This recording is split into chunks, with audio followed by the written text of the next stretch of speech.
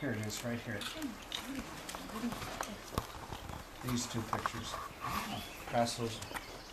Richard standing, I think, right there. Okay, here's. Watch that behind you. Oh, he's standing right at. Did you? Yeah. Right here. What's interesting is the Wetherill's guiding didn't bring just Joe Blow very often. They're all people somewhere connected with history that's for the place. Those signatures in there on that plaque are Charles Bayliss and Thomas Chestnut, November 24th, 1878. Both of these guys worked for the post office in Silverton and came down here. What happened in 1878 is Lewis Morgan was also here, and he was, yeah, there you go. There's Richard in here. And the kiva we're sitting in now. Lewis Morgan has a really interesting history as well. He's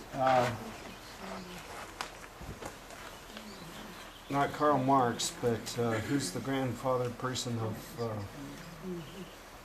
communism? Joseph. Well, Joseph Marx himself? Karl Marx. Was it Marx? It was Marx, then it became Lenin. Yeah. Yeah, it wasn't Lenin. Yeah. Karl Marx used Lewis Henry Morgan's treatment to develop communism based on social structures of Native American tribes. So Morgan was here, going through here, looking at social structures that was later picked up. I thought for a long time he got it here, but he didn't. He got it, I believe, in the Iroquois or the Eastern. The other date that's really important in there is J.H. Graham, December 11th, 1888. When was Cliff Palace? Is that the picture that's in there? December. 12th. Yeah, well, that's Richard. So that date is one day before the Yep, rediscovery of Cliff Palace, Thank and gives justification to Richard and Charlie coming back into a camp with 3 men in it, J.H. Graham, Charles McLeod, and Levi Patrick. Levi Patrick's name is here as well. These J.H. Graham is the guy who ended up with Levi Patrick and McCoy doing the major excavation of Cliff Palace. His name is here one day before the discovery of Cliff Palace.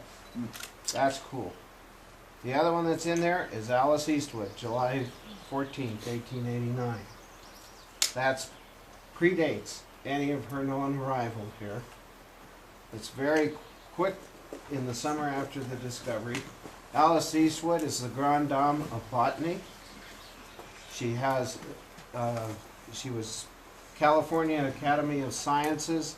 Al Wetherill was taught by her how to collect rare plants, and as a result there are 3 genus or species of plants named Wetherill. He would pick up rare plants and mail them to her. During the San Francisco earthquake, when California Academy of Science was burning, she got her rare plants out. She lost all her correspondence with Al. In the archives, we have all of her correspondence with Al and Mary after that time period. But this predates any known knowledge of her being there. And the story is that she was collecting plants in Mesa Verde while they were, or in Cliff Palace while they were excavating. An incredibly important, probably the premier botanist of the West, if you were to pin her down. So those are the kind. Here we have a Holmes signature, and in 1875 we had a Holmes come through as part of the Hayden survey. But this is one of those I gotchas, I think, because there was also a Holmes family in the Mancos Valley. So we can't verify, and I don't think it's the earlier one.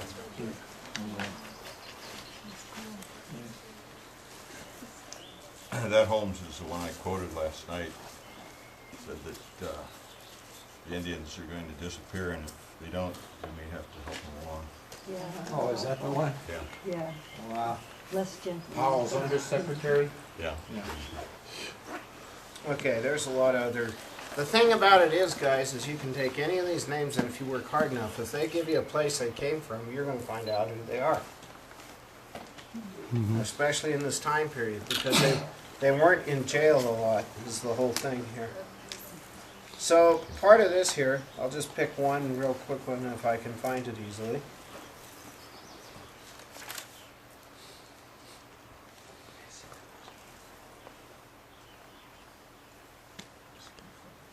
Yeah, here's how it was written. And I have a whole other set of drawings someplace, maybe at the archives already, maybe in some stuff I brought them. It says, notable writings at this site include ranchers A.D. Morrison. There's Morrison Trail up the Dolores River named after him. And Sam Burkhardt of Rico, who I told you was the first county commissioner appointed by the governor for Dolores County in Rico, later killed his brother-in-law and disappears from the face of the earth.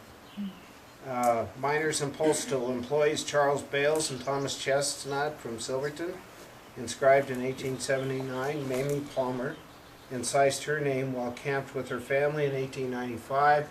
This is where Richard kept coming by down below where we're parked and courting Marietta right after they had come from the Alamo Ranch that you read about in Frank McNitt. That's here. It's not the water they were in though, right? Oh. Proposed. No. That would be That too was small of the a same river. one, but the Nolan family, traders at Navajo Springs, earliest recorded Richard Wetherill inscription dated 1882, and I'm getting rid of that because I could read in there, and that is not Richard Wetherill's inscription on that wall. That's an error. Really? As well as John Clayton and Al from various time periods. Numerous guests to the cliff dwellings guided by the Wetherill brothers from 1888 to 1892. L.C. Patrick signed in 1889 when they were coming out of the excavation of Cliff Palace. J.H. Graham scribed on December 11th, 1888, only 7 days 7 days before the discovery of Cliff Palace.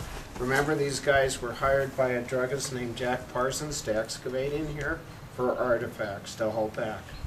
And that's probably where the Wetherills began to figure out, one, they didn't want to work with folks that were doing that totally, but also got the idea on the power of collections having a monetary value. Alice Eastwood signed in 1889, long before her first recorded visit, as written in her biographies, likely completed while the Wetherill brothers and Charlie Mason were excavating Cliff Palace in Mesa Verde National Park. That's not true, they didn't excavate. They were in there one time, and the guys above. Now, so this research would need badly updated. An 1874 survey that might be associated with the Hayden survey, and on and on and on. So,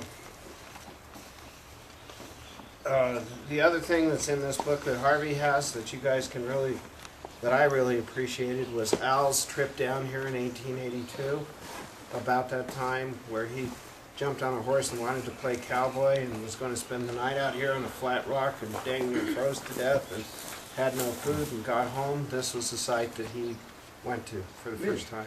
So this is the first cliff dwelling viewed by the Wetherill family as well, whether it was Al or Richard. So he came down here, just rode off, and then he found this. Right. Site. Wow. Well, he knew it was here. Oh yeah. They were hearing from all these people coming by, Oh. this dwelling was here. So he came down to check it out.